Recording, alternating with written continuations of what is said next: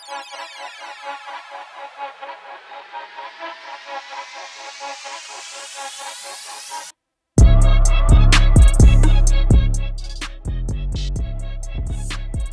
is time.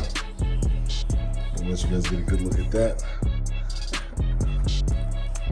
It's finally time to get the GT upgraded with a one-piece drive shaft from the Driveshaft Shop. 1,000 horsepower rated. I hope to need that much. But I'm gonna go get this thing installed. 3 hours later. There's the old drive shaft right there. This heavy thing. It's out of here. Well, this is the first drive reaction with the drive shaft. Now, I'm really excited that we have the drive shaft in, don't get me wrong. There's still more to do though, because we have to get the axles. All right, so here's the verdict. The car feels like it accelerates faster when I'm at a stoplight. When I'm just trying to get it going, I feel like I get a lot better response.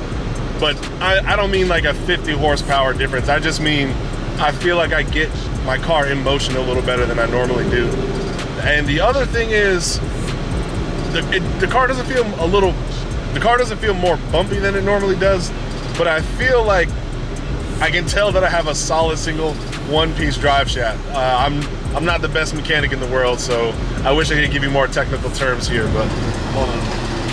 That's the best way to put it. So the final verdict, I mean, it's a necessary mod, because if I plan on supercharging this thing, I was gonna need a new drive shaft. The one that I dropped in this car is aluminum one-piece, 1,000 horsepower rated drive shaft from the Driveshaft Shop, and I couldn't be happier about it.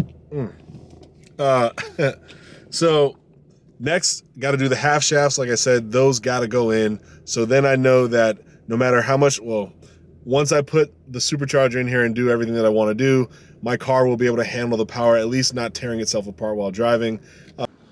I'm just showing this clip because I like the way it looks. It's a beautiful day in Southern California. This video here is just to do a catch up, to kind of bring the audience up to speed on where we are with the car and the channel. One thing I want to share, obviously my mother has been going through some health issues, and so yeah, I know it's been a little while since I made something for you guys, and I just want to get right into it.